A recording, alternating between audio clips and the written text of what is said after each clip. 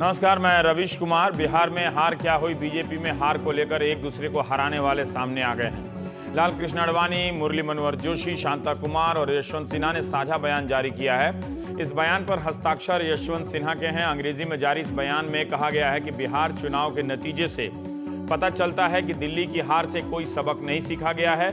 यह कहना है कि बिहार की हार के लिए सभी जिम्मेदार हैं। इसका मतलब है कि कोई जिम्मेदार नहीं है।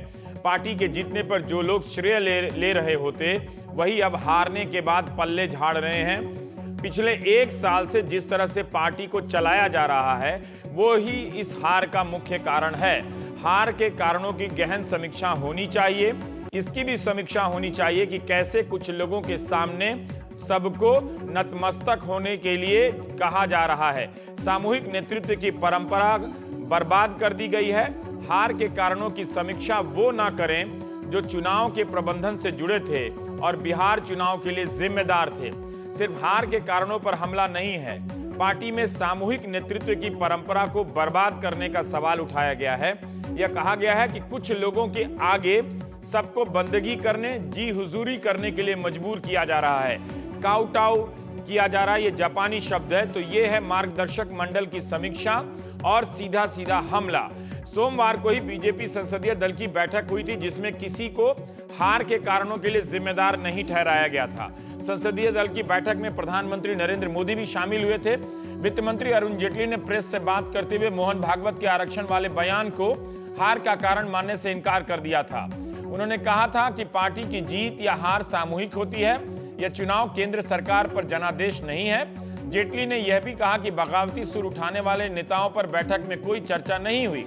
जेटली ने कहा कि चुनाव में भाजपा के सहयोगी टोटल वोट ट्रांसफर नहीं करा पाए। बिहार चुनाव में महागठबंधन का भी वोट कम हुआ और हमारा भी कम हुआ।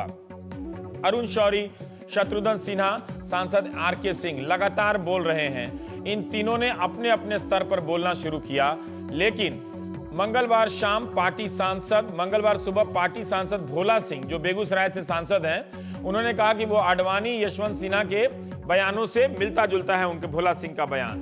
भोला सिंह ने तो चुनावी रैलियों में प्रधानमंत्री की भाषा पर भी सवाल उठा दिया। बेगूसराय के सांसद ने कहा कि वे लालू यादव के झांसे में फंस गए और अपना स्तर गिरा लिया। उन्होंने ये भी कहा कि लोग मोदी को सुनने गए कि प्रधानमंत्री बोल रहे होंगे, लेकिन उन्हें लगा कि ये तो लालू यादव बोल रहे हैं। भोला सिंह ने प्रधानमंत्री पर सीधा हमला किया है, नाम लेकर किया है। उन्होंने सांप्रदायिक मुद्दों को उठाने के लिए पार्टी अध्यक्ष अमित शाह और प्रधानमंत्री की आलोचना की और कहा कि इसके कारण हम विकास के मुद्दों से भटक गए। पाकिस्तान भेजने वाले बयानों के कारण गिरिराज सिंह की भी आलोचना की और कहा कि ऐसे लोगों को कैसे मंत्री बना दिया जाता है। भोला सिंह ने कहा कि वे कई बार चुनाव जीत चुके हैं, विधानसभा, लोकसभा में भी, और मंत्री भी रहे हैं, मगर किसी ने उनसे पूछा तक नहीं। बाहर से जो प्रभारी भेजे गए थे, उन्होंने उनसे बात तक नहीं की। एक और सांसद हुकुम देव नारायण यादव ने भी आरक्षण के सवाल को हार का कारण बताया था। लेकिन मार्गदर्शक मंडल की ये जो चिट्ठी आई है, जो साझा बयान जारी हुआ है, उससे काफी हड़कंप मचा है। बीजेपी के जो अधिकृत प्रवक्ता हैं, वो इस वक्त पीछे की लाइन में चले गए हैं। हमारे साथ अखिलेश शर्मा मौजूद हैं, हिमांशु शेखर भी हैं, मुरली मनोहर जोशी के घर पर मौजूद। अखिलेश, हम ये जानना चाहते हैं कि ये जो पूरी रणनीति बनी है, ये किसके घर पर हुई, वहां पर कौन कौन लोग आए थे, कब ये बैठक हुई है, इसके बारे में और क्या पृष्ठभूमि में आप बता सकते हैं, क्या क्या चीजें हुई हैं? देखिए रवीश, ये बड़ी सोची समझी रणनीति के तहत किया गया है, क्योंकि लगातार एक माहौल बन रहा था। उससे पहले शत्रुघ्न सिन्हा भी इसी कैंप की ओर से मोर्चा संभाले हुए थे, और अब जबकि बिहार में बीजेपी की करारी हार हो गई, उसके बाद ये उचित समझा गया कि चूंकि लोहा गर्म है, इसलिए अभी चोट करनी चाहिए। जो जानकारी मिली उसके मुताबिक मुरली मनोहर जोशी के घर पर यह बैठक हुई। इसमें लाल कृष्ण आडवाणी, यशवंत सिन्हा और साथ ही शांता कुमार भी मौजूद थे। अरुण शौरी भी वहां पहुंचे हुए थे, और उस बैठक में तुरंत ये फैसला किया गया कि एक साझा बयान जारी किया जाना चाहिए। सिर्फ इस तरह से काम नहीं चलेगा कि हम चुपचाप बैठे रहें, और इसीलिए मार्गदर्शक मंडल के ये दो सदस्य मुरली मनोहर जोशी और लाल कृष्ण आडवाणी के 20 बयान में शामिल है। शांता कुमार और यशवंत सिन्हा की ओर से भी ये बयान जारी किया गया है। और इस बयान की जो मकसद है, मुझे लगता है बिल्कुल साफ तौर पर मकसद यही है कि जो अगले महीने अमित शाह का चुनाव फिर से होना है, संगठन के चुनाव होंगे, पार्टी अध्यक्ष का चुनाव होना है, तो अमित शाह की दोबारा ताजपोशी न हो पाए, इसके लिए अभी से ये दबाव डालने की कोशिश कर दी गई है। अखिलेश, अभी राजनाथ सिंह ने, जो गृह मंत्री हैं, उन्होंने कहा कि हमारी तरह वो भी 6 साल तक पार्टी अध्यक्ष रह सकते हैं। एक चीज का ध्यान रखिए कि आज ही केंद्र सरकार ने 15 सेक्टर में विदेशी निवेश के कई बड़े फैसले लिए और जब पूछा गया तो कहा गया कि इसका संबंध बिहार चुनावों से नहीं है, सरकार कई महीनों से तैयारी कर रही थी। दिवाली के बाद प्रधानमंत्री ब्रिटेन जाने वाले हैं। इन सब संदर्भों में ये जो हमला है, क्या ये सीधा सीधा उन पर भी है कि अब ये लोग इस हार के कारण और ज्यादा मुखर हुए हैं? क्योंकि अब तक जब आरके सिंह बोल रहे थे सारी पार्टी चुप थी, जब फिर शत्रुघ्न सिन्हा बोलना शुरू किए तब भी लोग चुप थे, भोला सिंह, हुकुमदेव नारायण के बयानों को महत्व ही नहीं दिया गया। तो क्या ये इनके बयानों को पार्टी महत्व देगी क्या, या पार्टी के भीतर ये आम कार्यकर्ताओं की एक आवाज है जो वहां उठ रही है? मुझे नहीं लगता कि पार्टी इनके बयानों को कोई बहुत ज्यादा महत्व देगी, क्योंकि पहले ही ये सब जो है नेता हाशिए पर हैं, लगातार बीच बीच में ही अपने बयान देते रहे हैं, चाहे आडवाणी हो, चाहे जोशी हो, चाहे यशवंत सिन्हा या शांता कुमार। पार्टी ने इन्हें कभी गंभीरता से नहीं लिया है। अब इन्होंने एक साझा मोर्चा बना करके नेतृत्व पर हमला किया है, पर ये मुझे लगता है कि ये सिर्फ एक हम कह सकते हैं कि शांत तालाब में पत्थर फेंक कर लहरें पैदा करने की कोशिश है, और मुझे लगता नहीं कि इससे कोई बहुत ज्यादा फर्क पड़ेगा। जहां तक आर्थिक सुधारों की बात है, हमें जानकारी मिली थी रवीश की बिहार के नतीजे चाहे जो हो, सरकार ने ये मन बना लिया था, क्योंकि सरकार के नेतृत्व का ये मानना है कि संसद के सहारे हमको नहीं रह सकते, क्योंकि वहां पर राजसभा में हमेशा गतिरोध रहेगा। लिहाजा जरूरी है कि एग्जीक्यूटिव रूट जो है वो अपनाया जाए, और इसीलिए 15 सेक्टरों में एफडीआई खोल दिया गया है। जिस अखिलेश, आपने जो एक अभी आपका मेल देख रहा था कि सुरेश जैन का जो एक मेल मैं देख रहा था, उनका फेसबुक कॉमेंट है जो पश्चिमी प्रांत के संपर्क प्रमुख हैं आरएसएस के, कि गलती हो जाती है, गलती होने से नुकसान भी हो जाता है, परंतु गलती मानकर मन से स्वीकार करने से नुकसान की पूर्ति हो सकती है। गलती ना मानकर घमंड में रहने से और भी नुकसान होता है। ये तो काफ़ी बड़े ओहदेदार लगते हैं संघ के। इनके इस बयान को आप कैसे देखते हैं, और आरएसएस के भीतर मार्गदर्शक मंडल और जो कई सांसद आवाज उठा रहे हैं उसे लेकर किस तरह से हलचल है? काफी हलचल है, लेकिन वजह यह है कि देखिए आरएसएस में ये जो जैन साहब का आपने बयान पढ़ करके सुनाया है, फेसबुक पर इनकी पोस्ट है ये 9 तारीख की, और इसे लेकर के काफी प्रतिक्रियाएं भी आई है। लेकिन जिस तरह से आरएसएस प्रमुख मोहन भागवत का बयान आया आरक्षण को लेकर के, और बार बार बीजेपी के भीतर से आवाजें आ रही है कि वो बयान भी हार के लिए बड़ा जिम्मेदार है, मुझे लगता है कि वो जो बयान है वो सबसे बड़ी जो है हम कह सकते हैं कि आड़ बन गया है, जिसकी ओट में जो बीजेपी के तमाम नेता हैं वो बच सकते हैं। क्योंकि जब बात सीधे संघ प्रमुख पर आए तो फिर किसी दूसरे की हिम्मत होगी नहीं कि वो बाकी लोगों पर सवाल उठा सके। जिन भोला सिंह का आप जिक्र कर रहे थे, मैं आपको बताऊं कि उन्हें छोटे वाजपेयी के तौर पर जाना जाता है, वो उसी तरह उन्हीं की तरह बोलते हैं। इस तरह एक एक करके जो सांसद बोलने शुरू हुए हैं, मार्गदर्शक मंडल के नेताओं का ये बयान आया है, मुझे लगता है कि ये एक सोच समझी रणनीति के तहत किया जा रहा है, और संसद का शीतकालीन सत्र भी अब जल्दी शुरू होने वाला है। तो ऐसे में नेतृत्व को चुनौती, अमित शाह की ताजपोशी को रोकना ये मकसद है। जी, पटाखे पाकिस्तान में फूटने थे, बीजेपी के भीतर फूटने लगे हैं। जी हाँ, बिल्कुल, पटाखे जो है वो बीजेपी के भीतर फूटने लगे हैं, और ये मान करके चला जा रहा था कि ये पटाखे बिल्कुल फटने वाले हैं। ये भी पिछले साल के स्टॉक के लगते हैं ये पटाखे। रवीश, मैं सिर्फ ये बात बोलूँ, दिल्ली के बाद भी ये पटाखे फटे थे, लेकिन तब आवाज नहीं आई थी, तब शायद घर के भीतर ही जला लिए गए थे। लेकिन बिहार की हार चूंकि ज्यादा बड़ी है, तब ये खुलकर सामने पर इसमें एक बयान है कि सामूहिक नेतृत्व की परंपरा को नष्ट कर दिया गया है, कुछ लोगों के सामने काउटाव करने के लिए, नतमस्तक होने के लिए मजबूर किया जा रहा है। ये बड़ा ही गंभीर, बड़ा साहसिक बयान है। एक तरह से सीधा सीधा नेतृत्व पर हमला किया गया है, नरेंद्र मोदी पे और अमित शाह पे। बिल्कुल रवीश, ये तो हो ही रहा है। पार्टी में ये शिकायत आज से नहीं हो रही, पिछले 1.5 साल से हो रही है कि नरेंद्र मोदी ने पूरी सत्ता अपने हाथ में रख ली है, पूरा सरकार का संचालन उनके हाथ में, पार्टी पर उनका पूरा कब्जा है, संगठन पर उनका कब्जा है। जिस तरह से अमित शाह जो उनके बेहद करीबी है, उन्हें पार्टी अध्यक्ष बनाया गया। तो मैं यही कह रहा हूँ कि ये कवायद जो है ये इसीलिए है कि अमित शाह की दोबारा ताजपोशी ना हो, ताकि कम से कम संगठन जो है पार्टी वो नरेंद्र मोदी के हाथ से ले ली जाए। ये एक पूरी तरह से कोशिश हो रही है, लेकिन इसमें सब कुछ निर्भर इस बात पर करेगा कि आरएसएस का रुख क्या रहता है। जो हमें जानकारी मिली, जिसको हम लगातार रिपोर्ट कर रहे हैं, आरएसएस ने यह कहा है कि अमित शाह ये मान करके ना चले कि उन्हें दोबारा अध्यक्ष बना दिया जाएगा।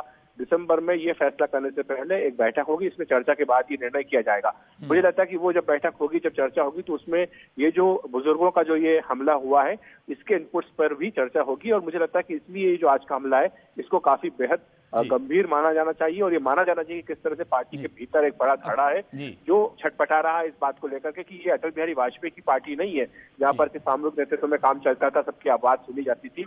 और अब जो है सिर्फ गिने चुने लोगों की बात सुनी जाती है। कल जो संसदीय बोर्ड की बैठक हुई उसकी शुरुआत में ही प्रधानमंत्री नरेंद्र मोदी ने यह कह दिया कि अमित शाह ने काफी मेहनत की है और मेहनत के बाद भी अगर पार्टी को हार हुई है तो लोकतंत्र में तो हार जीत चलती रहती है। तो यानी जब प्रधानमंत्री की ओर से ही जब पार्टी अध्यक्ष को क्लीन चिट दे दी गई तो उसके बाद फिर कहीं कुछ बचता था नहीं। तो यही वजह है कि इन लोगों को अपनी आवाज जो है वो बुलंद उठानी पड़ी है। आप हमारे साथ बने रहेंगे। वैसे शत्रुघ्न सिन्हा, भोला सिंह, आर.के. सिंह, ये लोग तो सांसद ही हैं इस आवाज उठाने वालों में से। लाल कृष्ण आडवाणी भी सांसद हैं। भोला सिंह जिनके बारे में अखिलेश ने कहा कि वो छोटे वाजपेयी माने जाते हैं, उन्होंने सुबह जो बयान दिया उसमें काफी तल्खी थी कि इतने वरिष्ठ नेता होने के बावजूद किसी ने फोन तक नहीं किया। अभी तक ये बात शत्रुघ्न सिन्हा कहते थे कि पार्टी के स्टार प्रचारक की सूची में उनका नाम होने के बावजूद उनसे संपर्क नहीं किया गया।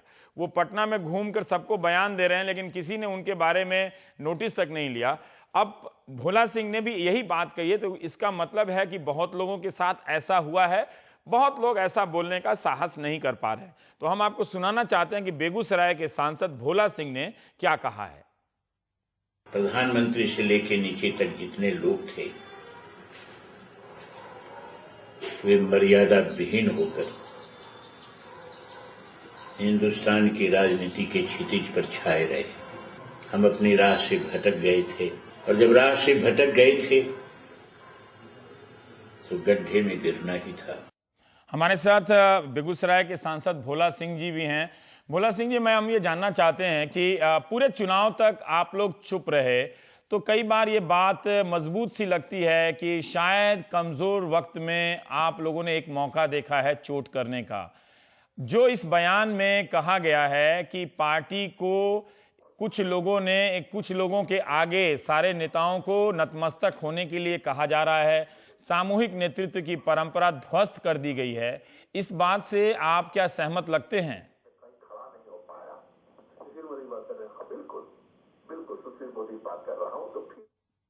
जी भोला सिंह जी, मैंने यही कहा कि जो साझा बयान आडवाणी जी, शांता कुमार, यशवंत सिन्हा की तरफ से जो जारी किए गए हैं, उस साझा बयान में कहा गया है कि सामूहिक नेतृत्व की परंपरा ध्वस्त कर दी गई है और कुछ लोगों के सामने पार्टी को नतमस्तक होने के लिए मजबूर किया जा रहा है। क्या आपको भी लगता है कि पार्टी में ऐसी प्रवृत्ति फैल गई है?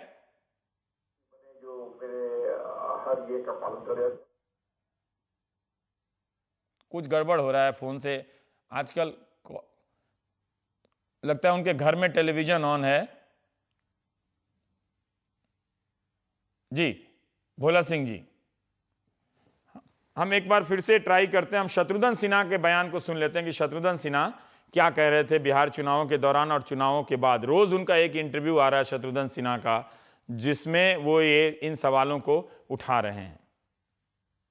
इतना बड़ा जमावड़ा लगा वहां, इतना खर्चा हुआ, इतने पैसे खर्च हुए, इतना टैलेंट और एनर्जी के मामले में खर्च हुआ और उसके बाद ये परिणाम आया तो जरूर दुख का विषय है। और हमारे साथ अखिलेश और हिमांशु मेरे ख्याल से जुड़े हुए हैं। हिमांशु, हम ये जानना चाहते हैं कि मुरली मनोहर जोशी के घर ये जो बैठक हुई है उसमें और कौन कौन लोग आए थे? क्या अरुण शौरी भी थे या उनके अलावा और भी कोई था जहां पर ये बैठक हुई है?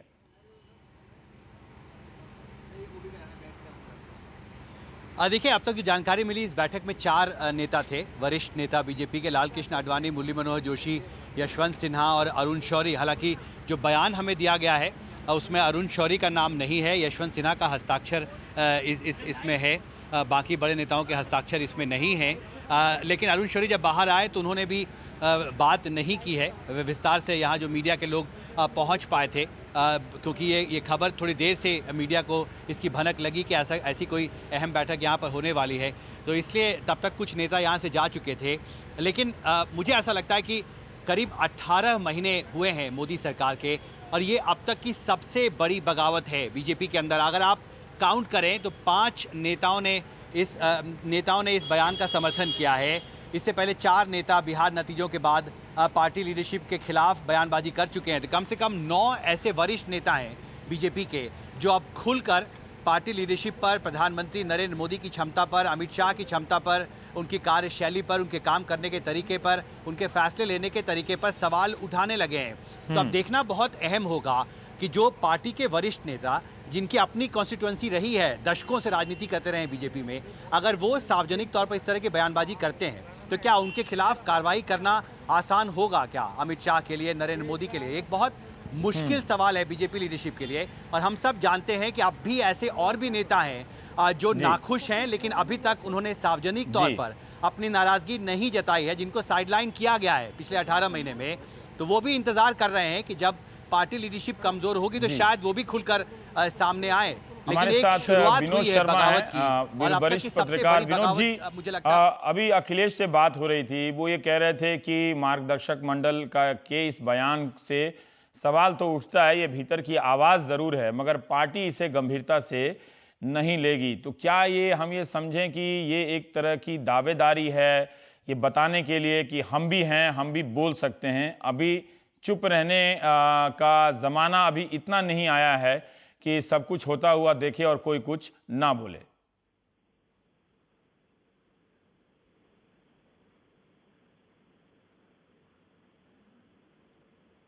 विनोद जी।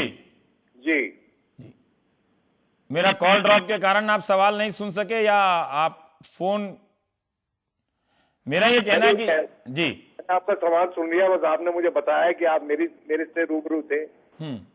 तो मेरा एक मानना है कि ये जो पार्टी के भीतर जो एक माहौल था, जिसको तानाशाही का माहौल भी कह सकते हैं, क्योंकि लोकतंत्र में तो सबको बोलने का हक होता है और सबसे सलाह भी लेनी चाहिए, लेकिन जब से सरकार बनी है तब से एकतरफा डिसीजंस लिए जा रहे हैं कुछ लोगों के द्वारा, और उसके चलते पार्टी के भीतर शुरू से ही मरमर थे, एक प्रोटेस्ट थी जिसको एक्सप्रेशन नहीं मिल रहा था।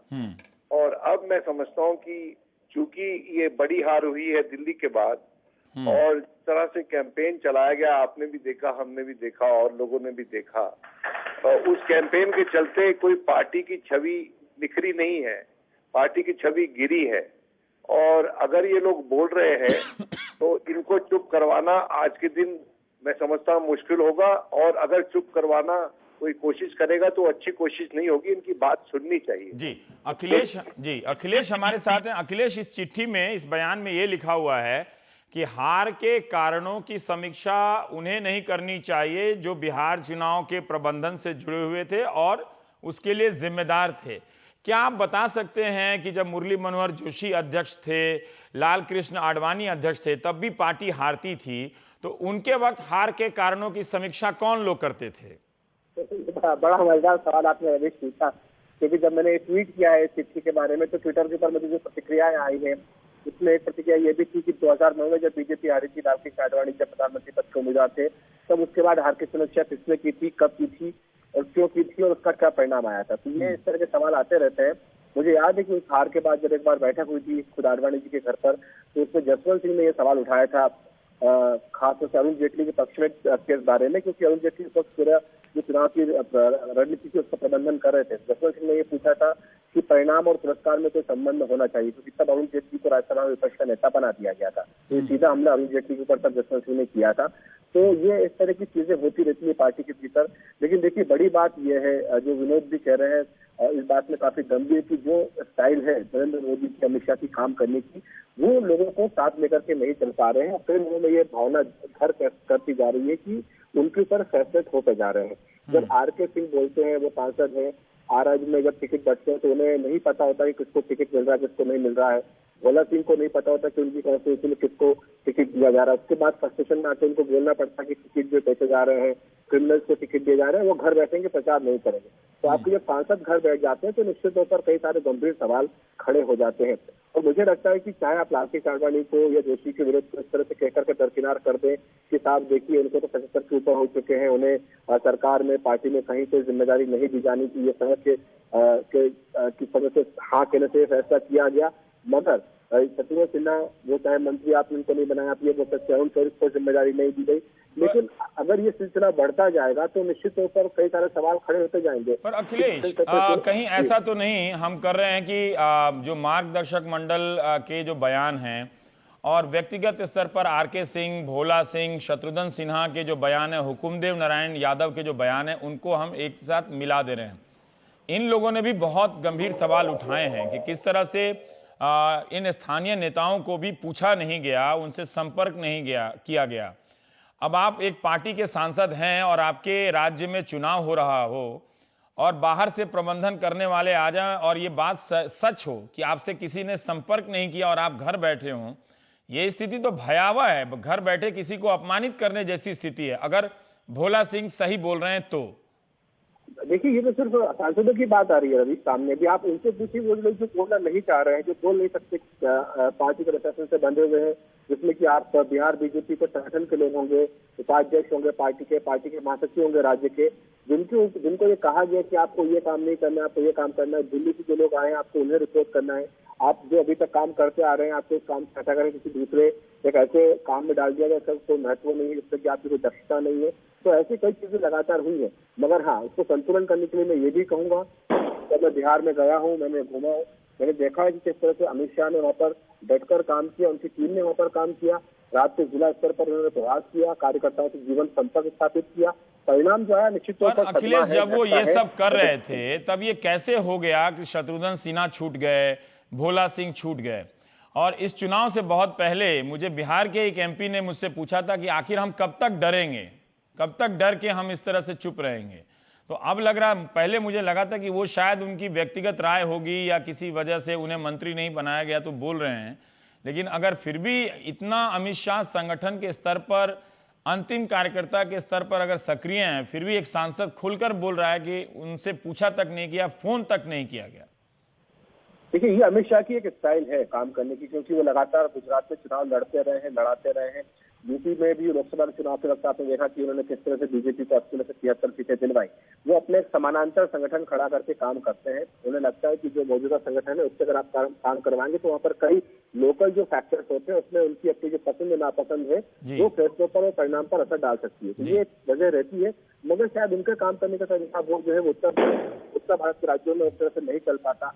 और ये वजह कि बिहार में हमने देखा कि किस तरह से उनके काम करने के तरीके ने कई लोगों को नाराज किया है। जब मैं दिल्ली वापस आया था, पटना पर एयरपोर्ट पर मेरी एक मंत्री से मुलाकात की जो केंद्रीय मंत्री है, उनका साफ तौर पर कहना था कि बेइज्जत होने के बावजूद भी पार्टी के संगठन में काम किया, जो हमें आदेश दिए गए हमने उनको माना, लेकिन इससे इसलिए कि ताकि पार्टी जीत सके, क्योंकि हमें इस बात का एहसास है कि अगर बीजेपी हारी तो हमारी यहाँ पर बहुत बुरी हालत होने वाली है। एक बात जरूर है कि पार्टी हार गई, उनकी बात नहीं सुनी गई, लेकिन वो कहा उन्होंने कि हमें बहुत। हमारे साथ अगर विनोद शर्मा हैं तो विनोद जी, मैं आपसे एक सवाल करना चाहता हूं कि ठीक है, बीजेपी में भी कल अखिलेश ने अपने पीटूसी में कहा था कि ये लीपापोती है, ये बैठक में जो भी फैसला लिया गया इससे कुछ निकलता नहीं है।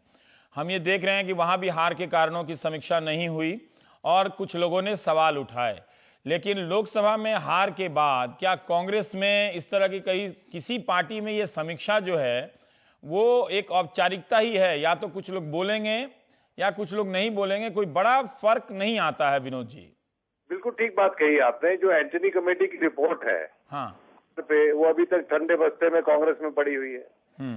सच्चाई ये है कि जो लोग पार्टी का संगठन चला रहे होते हैं, जिनके पास पावर होती है, और उनके पास उंगली नहीं उठाई जाती, उन पे उंगली नहीं उठाई जाती। लेकिन एक फर्क है भारतीय जनता पार्टी और Congress party. Bharatiya Janata party, Congress party जो टाइटली हेल्ड कंपनी है एक, और भारतीय जनता पार्टी इस बात पे गर्व करती थी कि हम लोग जो अंदरूनी हमारी जो लोकतंत्र है वो बहाल रहता है, हम लोग प्रश्न उठाते हैं, उसके जवाब मिलते हैं और मिलके फैसला करते हैं। अब जो मिलके फैसला करने की प्रथा थी रवीश, वो खत्म हो गई। जो यूनिट डिमेंशनलिज्म कहते हैं अंग्रेजी में, एक तरफा फैसले हो रहे थे और लोगों को आदेश दिया जाता था कि आप इसका अनुपालन करें। मेरे को डर इस बात का है कि कहीं ये आग अलाइज तक फैल गई, क्योंकि कल पासवान ने भी ये बात उठाई थी। और अगर आपको याद हो कि जीतन राम मांझी ने भी ये कहा कि जो बयान आए इलेक्शन के दौरान, चुनाव प्रचार के दौरान, उनसे वो आहत हुए और उनसे बहुत कठिन परिस्थिति पैदा हो गई बीजेपी के लिए। तो और देखिए आज के दिन जो शिवसेना है वो भी तलवार खोल के सामने खड़ी है। बहुत अच्छे ताल्लुकात भाजपा के अकाली दल के साथ नहीं है, क्योंकि अकाली दल की अपनी बहुत सी गलतियां हैं। पीडीपी के साथ भी जो उनके ताल्लुकात है वो कोई बहुत स्मूथ रिलेशनशिप शिवसेना बोल ही रही है, शिवसेना बोल ही रही है, तो एक तरह से एकदम नए सिरे से बीजेपी और उसके सहयोगियों के संबंध, विनोद जी ने जैसा इशारा किया, बीजेपी के भीतर सांसदों के जो बयान आ रहे हैं उसे लेकर जो पार्टी के भीतर सत्ता संरचना है उसमें थोड़ा थोड़ा भूचाल आ रहा है। जैसा कि सोमवार को मैंने कहा था कि ये हार या जीत के कारणों की समीक्षा कहीं नहीं होती है, जरूरी है कि अखिल भारतीय कारण आयोग बने जिसका चेयरमैन अगर मुझे बनाया जाए तो मैं सर्टिफाई कर सकूंगा कि ये हार के कारण है, ये जीत के कारण है। शत्रुघ्न सिन्हा जो लगातार बोल रहे हैं, अरुण शौरी ने तो कहा कांग्रेस प्लस काऊ, मतलब ये एक राजनीतिक बयान, हालांकि उनके कुछ बयान बड़े ही खराब थे जब उन्होंने कह दिया कि प्रधानमंत्री होम्योपैथी डिपार्टमेंट के क्लर्क लगते हैं, तो ये थोड़ा ज़्यादा हो गया, ऐसा लग रहा है कि वो खुंदक में है। पर ये बड़ा दिलचस्प बयान था उनका कि कांग्रेस प्लस काऊ है ये गवर्नमेंट। और जब बिहार में काऊ का, गाय का, मतलब गाय का जब मसला उठ रहा था, शत्रु जी का जरा सा बयान सुन लें कि इन्हें इस बयान देने के बाद इन्हें क्या क्या कहा गया। इतना बड़ा जमावड़ा लगा वहां, इतना खर्चा हुआ, इतने पैसे खर्च हुए, इतना टैलेंट और एनर्जी के मामले में खर्च हुआ, और उसके बाद ये परिणाम आया तो जरूर दुख का विषय है। जी अखिलेश, क्या ये हो सकता है कि इन लोगों को अपनी भड़ास निकालने की छूट दी जाए और इस पे परवाह ना करें और इस पर ध्यान ना दें और फिर बात आगे बढ़ जाए, रिफॉर्म जैसे घोषणा, फिर लंदन में स्टेडियम से, किसी स्टेडियम से बहुत सारे कार्यक्रमों का सीधा प्रसारण होने लगेगा और इनका जो बगावत है वो अब हाशिए पे चला जाएगा। लेकिन जिस तरह से इसमें एक निरंतरता है इस बगावत में, क्या आपको लगता है कि ये कम समय के लिए है या और भी आगे बढ़ सकता है? मुझे लगता है रवीश ये बढ़ता जाएगा, क्योंकि देखिए जैसे जैसे चीजें आगे होती जाएंगी उसमें आपको इनको शांत करना बड़ा मुश्किल होगा, क्योंकि अब ये बात जरूर है कि अब आगे कोई इस तरह का चुनाव नहीं है, लेकिन यूपी चुनाव तक तो इस तरह का मोमेंटम वो लोग चाहेंगे कि बना करके रखें। और मुझे जो लगता है कि कोई हार के कारणों की समीक्षा चाहते हैं या उसमें उसकी कोई गंभीरता नहीं है, सिर्फ एकमात्र उद्देश्य जो है मैं जिसका बार बार बोल रहा हूँ वो ये है कि अमित शाह की जो है ताजपोशी ना हो पाए, ये साफ तौर पर इरादा है। मैं आपको याद दिलाऊं, नितिन गडकरी जब अपना पर्चा भरने जा रहे थे अध्यक्ष के लिए, उस दिन जो नाटकीय घटनाक्रम हुआ था उसके आप भी गवाह हैं। जब मैं लाइव कर रहा था आपके शो में और मैंने कहा था कि राजनाथ सिंह अध्यक्ष बनेंगे, उसी दिन की बात यह है कि जब पर्चा भरने जा रहे थे तब यशवंत सिन्हा ने भी अपना एक दूत को भेज करके कहा कि उन्हें भी नामांकन पत्र चाहिए, तो वो उस वक्त एकदम तेजी से उसके बाद घटनाक्रम बदला था। तो मुझे लगता है कि पूरी कवायद उसी दिशा में जा रही है, लेकिन इनके जो मकसद है वो पूरा हो पाएगा, मुझे इस पर काफी शक है। क्योंकि देखिए अमित शाह अगर पार्टी के अध्यक्ष है तो वो नरेंद्र मोदी के चलते हैं, और अमित शाह के पार्टी अध्यक्ष होने की वजह से एक जो कॉम्प्लीमेंट मिलना चाहिए सरकार को पार्टी से वो मिलता आ रहा है। मैं आपको बताऊं क्यों, मैं थोड़ा समझाना चाहूंगा कि जो योजनाएं सरकार शुरू कर रही है उसको अगर जमीन तक कोई पहुंचा रहा है, सरकारी मशीनरी के साथ साथ पार्टी का पूरा संगठन भी पहुंचा रहा है, तो ऐसे में मोदी नहीं चाहेंगे कि अमित शाह को हटा करके किसी और को पार्टी का अध्यक्ष कहीं ऐसा तो नहीं कि इसी चाहने और नहीं चाहने में पार्टी के कुछ सांसदों बनाम मोदी का एक मामला खड़ा हो जाएगा और ये अहंग के मामले में की शक्ल ले लेगा। दूसरा सवाल यह है कि जो लोग अमित शाह को हटाना चाहते हैं वो हासिल क्या करना चाहते हैं अमित शाह को हटाकर? अमित शाह को हटा करके नरेंद्र मोदी को कमजोर करना चाहते हैं। साफ सी बात है कि नरेंद्र मोदी अगर पावरफुल रहेंगे, जिसके बारे में लगातार शिकायत की जा रही है कि वो कोई भी फैसला जो है करने से पहले किसी से पूछते नहीं है, मंत्रियों को जो है उनको सिर्फ नाम का मंत्री बना दिया गया, उनसे कोई फैसले नहीं करवाए जा रहे हैं, पूरा सब कुछ संचालन पीएमओ कर रहा है। तो अगर नरेंद्र मोदी अगर कमजोर होंगे तो जाहिर है कि जो दूसरे लोग हैं वो अपनी बात उनके ऊपर लाद सकते हैं, थोप सकते हैं। और जहां तक रही बात सांसदों की, मुझे लगता है कि बीजेपी के सांसद जो है वो पार्टी की विप से बंधे हुए हैं। का जवाब जी अखिलेश, एक किसी दर्शक ने हमारे पूछा है कि क्या ये जो मार्गदर्शक मंडल ने अपनी चिट्ठी जारी की है इसके पीछे संघ की भी सहमति हो सकती है? मुझे नहीं लगता, मुझे ये बहुत दूर की कौड़ी लगती है रवीश, क्योंकि मैंने जैसे कहा कि जब संघ प्रमुख मोहन भागवत पर जब बात आए तो उनको जब वो लपेटे में हो तो उसके बाद ये सोचना कि किसी के खिलाफ कार्रवाई हो सकती है या किसी को जवाब देना जाएगा, खुद ही क्लीन चिट ले लिए और उन्हें भी कल संसदीय दल की बैठक में क्लीन चिट दे दिया गया कि उनके बयान का कारण नहीं है, जबकि ये कहा जाता था कि आरएसएस के सैकड़ों या पता नहीं हजारों लाखों कार्यकर्ता बिहार चुनाव के लिए जा रहे हैं। तो आरएसएस की भी जिम्मेदारी तय होनी चाहिए कि आप लोग गए थे बीजेपी को जितवाने या कहीं लालू यादव को जिता कर आ गए, ऐसा तो नहीं होता। देखिए अमित शाह कल पहले सुबह ही मोहन भागवत से मिलाए थे, जाके बोलाए थे कि देखिए आपके बयान से पार्टी की हार नहीं हुई है, ये जो कह रहे हैं ये सिर्फ एक षड्यंत्र के तहत, साजिश के तहत कह रहे हैं। और रही बात आरएसएस के वहां पर काम करने की, तो जो शिकायतें बीजेपी के अपने कार्यकर्ताओं की, मुझे लगता है कि वही संघ के उन कार्यकर्ताओं की भी है जो जमीन पर वहां काम कर रहे थे। उनका भी यही कहना है कि संगठन में और पार्टी के भीतर जो तालमेल होना था वो नहीं हो पाया, ये भी एक हार की वजह रही है। जी विनोद जी हमारे साथ अगर हैं तो एक बड़ा मिथक जैसा बनाया गया कि बीजेपी के हजारों सांसद, हजारों कार्यकर्ता बाहर से बिहार जा रहे हैं, आरएसएस के लोग गांव-गांव टोली बनाकर जा रहे हैं, तो एक मिथक जैसा हो गया था। कहीं लाख में छपती थी ये संख्या, कहीं कई हजार में छपती थी, कहीं सैकड़ों में छपती थी। लेकिन अब जब रिजल्ट आया है तो इसकी भी समीक्षा कोई करने के लिए तैयार नहीं है कि वो सारे संगठन किस तरह से फेल हो गए वहां जाने के बाद, क्योंकि उनकी संख्या से ऐसा लग रहा था कि ये कोई अभेद्य चुनाव है, लालू और नीतीश तो कभी पार नहीं पाएंगे। देखिए, बात यह है कि भारतीय जनता पार्टी आज ही नहीं लेकिन पहले से भी उनकी एक कमजोरी है कि वो एक कदम आगे से हैं और ये दिखाते हैं कि 1 मील आगे बढ़ गए। अब उस कमी में इजाफा हुआ, वो कमी ज्यादा बढ़ी और अमित शाह जी के कार्यकाल के दौरान, अब जैसे मिसाल के तौर पर उन्होंने कहा जी हमारे 6 लाख जो है वर्कर हैं और वो जो है वो बूथ मैनेजमेंट कर रहे हैं। अब आप बताइए कि 6 लाख वर्कर्स को अगर आप एक महीना भर रख रहे हैं, 5 रुपए भी अगर उन पे रोज खर्चते हैं तो 30 लाख का रोज का खर्चा हो गया। ये कैलकुलेशन जो है नीतीश के कैंप में से निकल के आई और उसको प्रशांत किशोर ने कैलकुलेशन करके पूछा कि कितना पैसा खर्च हो रहा है इसमें, और एक स्टेज पे उन्होंने ये भी आरोप लगाया कि 8,000 करोड़ रुपया खर्च हुआ है। अब ये तो एक बहुत ही एग्जैजरेटेड फिगर है, लेकिन ये जो सवाल उठ रहे हैं कि क्या ये जो इलेक्शन था वो भारतीय जनता पार्टी के चरित्र के अनुसार इलेक्शन था, और जब हम भारतीय जनता पार्टी के चरित्र की बात करते हैं तो वाजपेयी और आडवाणी की भारतीय जनता पार्टी के चरित्र की बात करते हैं। ये बात सच है कि कुछ ऐसे उनके मुद्दे थे जिन पे पूरे देश में एक राय नहीं थी, लेकिन जिस तरह का प्रचार हुआ पटना में, बिहार में, आपने देखा, हमने देखा, वो शोभा नहीं देता किसी भी राष्ट्रीय पार्टी को। भोला सिंह बेगूसराय के जो सांसद हैं उनकी नई प्रतिक्रिया आ गई है, वो हम सुनाते हैं। एक बात तो है अखिलेश और विनोद जी कि इतनी चर्चा तो बीजेपी ने भी अपने हार पे नहीं की होगी जितनी चर्चा हम दोनों ने मिलकर कर ली है। तो भोला सिंह जी को सुनते हैं क्या बोल रहे हैं।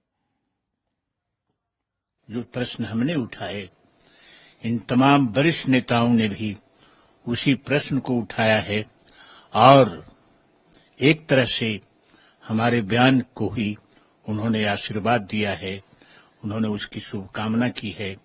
और इस दीपावली की रात्रि में, दीपावली के एक दिन पहले, ये बयान आत्मा के दीप को जलाने जैसा है।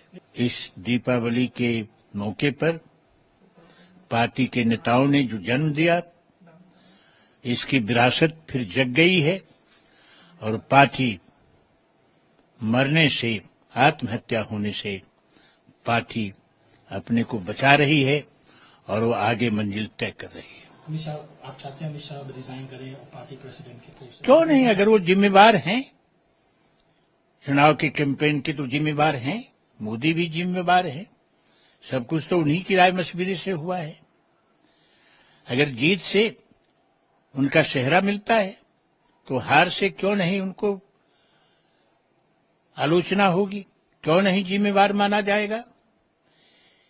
पार्टी के अंदर जिम्मेवारी अलग अलग है, लेकिन कोई बड़ा नहीं है, कोई छोटा नहीं है। अखिलेश ने जैसा कहा कि छोटे वाजपेयी हैं, अंदाज कुछ वैसा ही है कि थोड़ा सा बोल रहे हैं वो उसे खुल के। एक इशारा तो ज़रूर उन्होंने कर दिया कि अमित शाह का इस्तीफा क्यों नहीं हो सकता है।